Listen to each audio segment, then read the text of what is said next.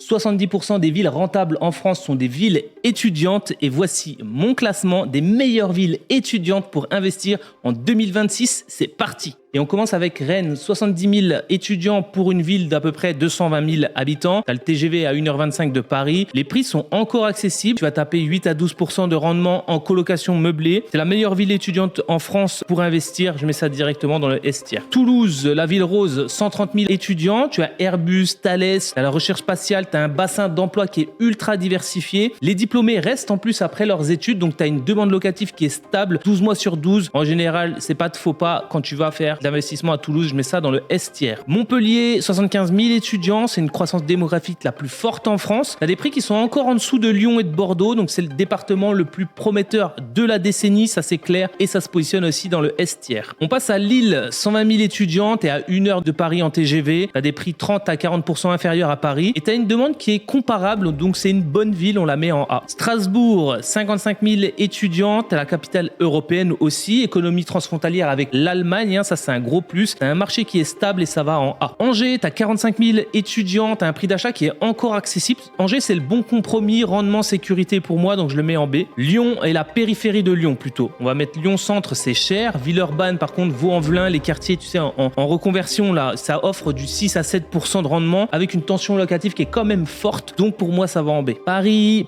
rendement de 3%. Le livret A fait quasi pareil, hein. Donc Paris, c'est du patrimoine, c'est pas de l'investissement. Je mets ça en C. Et les petites villes en déclin. Une université ne suffit pas si la démographie baisse, pas d'habitants, pas de loyer, donc vérifie l'évolution du nombre d'étudiants sur 5 ans. Si ça baisse, tu fuis et je mets ça en D. Dis-moi en commentaire dans quelle ville étudiante tu as investi ou tu veux investir et surtout, pense à t'abonner.